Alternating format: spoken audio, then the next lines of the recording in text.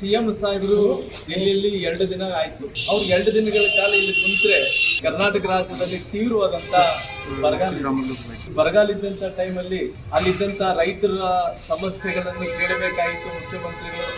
ಜನರು ಜಾನುವಾರುಗಳಿಗೆ ಸಾಕಷ್ಟು ತೊಂದರೆಯಲ್ಲಿದ್ದಾರೆ. ರೈತರಿಲ್ಲ, ನೀರಿಲ್ಲಾರ್ದಂತೆ ಇವತ್ತು ಸಾಕಷ್ಟು ಮಂದಿ ಗುಳೆಗೆ ಹೋಗ್ತಾ ಇದ್ದಾರೆ. ಇಂಥ ತೀವ್ರವಾದಂತಹ ಬರಗಾಲದಲ್ಲಿ ಸಿಎಂ ಸಾಹೇಬ್ ಬಂದು ಇಲ್ಲಿ ಸಚಿವ ಸಂಪುಟವನ್ನು ವಿಸ್ತರಣೆ ಮಾಡಬೇಕು ಅನ್ನೋ ಕಾರಣದಿಂದ 2 ದಿನಗಳ ಕಾಲ ಇವತ್ತು ಇಲ್ಲೇ ದಿಲ್ಲಿಯಲ್ಲಿ ಕೂತಾರ. ಇವತ್ತು ನಾನು ಬಹಳಷ್ಟು ಮಂದಿ ಮುಖ್ಯಮಂತ್ರಿಗಳು ಸಾಬ್ರ ಜೊತೆಲಿ ಬಹಳಷ್ಟು ಮಂದಿ ಮುಖ್ಯಮಂತ್ರಿಗಳು ಜೊತೆಲಿ ಮಂತ್ರಿಗಳಾದಂಥವ್ರು ಯಾರು ಕೂಡ ತೃಪ್ತಿ ಇಲ್ಲ.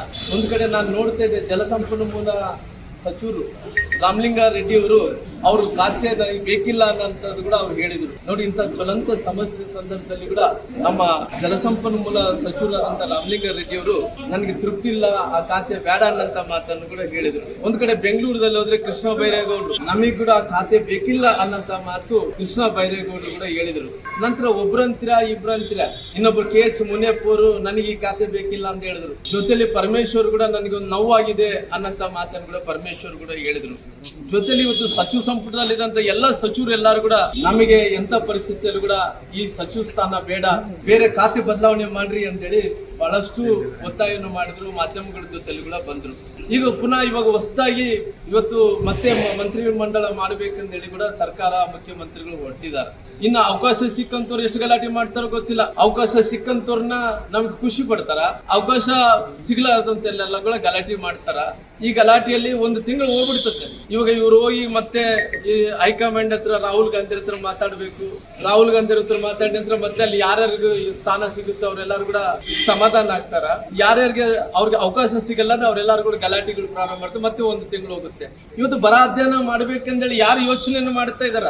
ಇವತ್ತು ಇಷ್ಟು ತೀವ್ರವಾದಂತಹ ಬರಗಾಲ ಸಂದರ್ಭದಲ್ಲಿ ಇಡೀ ಕರ್ನಾಟಕ ರಾಜ್ಯದಲ್ಲಿ ಇದ್ದಂತ ಎಲ್ಲ ಕೆರೆಗಳೆಲ್ಲ ಕೂಡ ಬತ್ತಿ ಹೋಗ್ತಾ ಇದಾವ. ಮಳೆ ಇಲ್ಲಾರ್ದಂತೆ ಎಲ್ಲರೂ ಕೂಡ ಸಂಕಷ್ಟದಲ್ಲಿದ್ದಾರ. ಒಂದ್ ಕಡೆ ಜಾನುವಾರುಗಳು ಸಾಯ್ತಾ ಇದಾವ, ರೈತರು ಆತ್ಮಹತ್ಯೆಗಳು ಮಾಡ್ಕೊಂತ ಇದಾರ. ಇಂತಹ ಸಂದರ್ಭದಲ್ಲಿ ಸನ್ಮಾನ್ಯ ಈ ರಾಜ್ಯದ ಮುಖ್ಯಮಂತ್ರಿಗಳು 2 ತಿಂಗಳಿಂದ ಡ್ರೋನ್ ಹಾರಿಸ್ಯಾರ. ನೋಡಿ, ಏನು ಮಾಡಿಲ್ಲ, ಡ್ರೋನ್ ಮಾತ್ರ ಹಾರಿಸ್ಯಾರ. 2 ತಿಂಗಳಾಯ್ತ್ರಿ ಡ್ರೋನ್ ಹಾರಿಸ್ತಾ ಇದಾರೆ ಮುಖ್ಯಮಂತ್ರಿಗಳು ಸಾಹೇಬ್. ಆ 2 ತಿಂಗಳಿಂದ ಏನ್ ಆಗಿದೆ ಅನ್ನೋಂಥದ್ದು ಯಾರಿಗೇನು ಗೊತ್ತಿಲ್ಲ. ಏನು ಬರಗಾಲ ವಿಚಾರ ಮಾತಾಡಿದ್ರೆ ಸಾಕು, ಡ್ರೋನ್ ಹಾರಿಸೋದು ಬಿಟ್ಟರೆ ಬೇರೆ ಯಾವ್ದು ಕೂಡ ಅವ್ರಿಗೆ ತಿಳುವಳಿಕೆ ಆಗ್ತಾ ಇಲ್ಲ. ಅಂದ್ರೆ ಅವರೆಲ್ಲರೂ ಕೂಡ ಮುಖ್ಯಮಂತ್ರಿಗಳಾದ್ಮೇಲೆ ದೊಡ್ಡ ಯೋಜನೆಗಳನ್ನು ಘೋಷಣೆ ಮಾಡಿದ್ರು. ಶಿವಕುಮಾರ್ ಸಾಹೇಬರು ಎಷ್ಟು ದೊಡ್ಡ ಯೋಜನೆಗಳಂದ್ರೆ ಮುಖ್ಯಮಂತ್ರಿಗಳಾದ ನಂತರ ಮಾಧ್ಯಮಗಳಲ್ಲಿ ಗೊತ್ತಿರುವುದಾದ್ರು ಮುಖ್ಯಮಂತ್ರಿಗಳಾದಂತ ಯೋಜನೆಗಳನ್ನು ನೋಡ್ಕೊಂಡೋದ್ರೆ ಬಹುಶಃ ಮುಂದಿನ ದಿನಗಳಲ್ಲಿ ಇದೇ ತರ ಆಗುತ್ತೆ ಅನ್ನೋದು ಕೂಡ ಅಷ್ಟೊಂದು ದೊಡ್ಡ ಘೋಷಣೆಗಳನ್ನು ಮಾಡಿದ್ರು. ಪ್ಯಾಕೇಜ್ಗಳು ನೋಡ್ರಿ, ಎಷ್ಟು ಪ್ಯಾಕೇಜ್ಗಳು ಅಂದ್ರೆ ಸಿಕ್ಕಾಪಟ್ಟಿ ಪ್ಯಾಕೇಜ್ಗಳು. ಎಷ್ಟು ದೊಡ್ಡ ಪ್ಯಾಕೇಜ್ಗಳು ಅಂದ್ರೆ ಇಡೀ ಕರ್ನಾಟಕ ರಾಜ್ಯದಲ್ಲಿ ಇದ್ದಂತ ಜನರೆಲ್ಲರೂ ಕೂಡ ಮುಖ್ಯಮಂತ್ರಿಗಳು ಸಾಹೇಬ್ ದೊಡ್ಡ ಪ್ಯಾಕೇಜ್ಗಳು ಕೊಟ್ಟಪ್ಪ, ನಮ್ಗೆ ಒಳ್ಳೇದಾಗಬಹುದು ಅಂತ ಹೇಳಿ ಅವ್ರು ತಿಳ್ಕೊಂಡಿದ್ರು. ಇವತ್ತು ನಮಗೆ ಈ ಕರ್ನಾಟಕ ರಾಜ್ಯದಲ್ಲಿ ಯಾವ್ಯಾವ ದೊಡ್ಡ ಯೋಜನೆಗಳನ್ನು ಘೋಷಣೆ ಮಾಡಿದರೋ, ಯಾವ್ಯಾವ ಪ್ಯಾಕೇಜ್ಗಳನ್ನು ಘೋಷಣೆ ಮಾಡಿದರೋ, ಯಾವ ಕೂಡ ಇವತ್ತು ಕಾರ್ಯರೂಪಕ್ಕೆ ಬರ್ತಾ ಇಲ್ಲ. ಒಂದೇ ಒಂದು ನಡೀತಾ ಇರೋದು ಕರ್ನಾಟಕ ರಾಜ್ಯದಲ್ಲಿ. ನೋಡ್ರಿ, ಒಂದೇ ಒಂದು ನಡೀತಾ ಇದೆ ಅಂದ್ರೆ ಅದು ವ್ಯಾಪಾರ ಅಂದ್ರೆ ರಿಯಲ್ ಎಸ್ಟೇಟ್ ಮಾತ್ರ ನಡೀತಾ ಇದೆ. ಬೇರೆ ಯಾವ್ದು ಯೋಜನೆಗಳು ಕೂಡ ನಡೀತಾ ಇಲ್ಲ. ಒಂದೇ ಒಂದು ನಡೀತಾ ಇದೆ, ರಿಯಲ್ ಎಸ್ಟೇಟ್ ಮಾತ್ರ. ಇವತ್ತು ರಾಜ್ಯದಲ್ಲಿ ನೋಡಿದಂತ ಟೈಮಲ್ಲಿ, ಈ ಪರಿಸ್ಥಿತಿ ಇದ್ದಂತ ಟೈಮಲ್ಲಿ ರೈತರಂತೂ ಕಣ್ಣೀರಾಗ್ತಾ ಇದಾರೆ. ಇವತ್ತು ಸರ್ಕಾರಕ್ಕೆ ಶಾಪ ಆಗ್ತಾ ಇದಾರೆ. ಇವತ್ತು ಸಾಕಷ್ಟು ಮಂದಿ ಎಷ್ಟು ತೊಂದರೆದಲ್ಲಿ ಇದಾರೆ ಅಂದ್ರಿಗಿನ ಯಾಕಪ್ಪ ಕರ್ನಾಟಕ ರಾಜ್ಯದಲ್ಲಿ ಇಷ್ಟೊಂದು ವರ್ಷಗಳ ನಂತರ ಶಿವಕುಮಾರ್ ಸಾಹೇಬ್ರು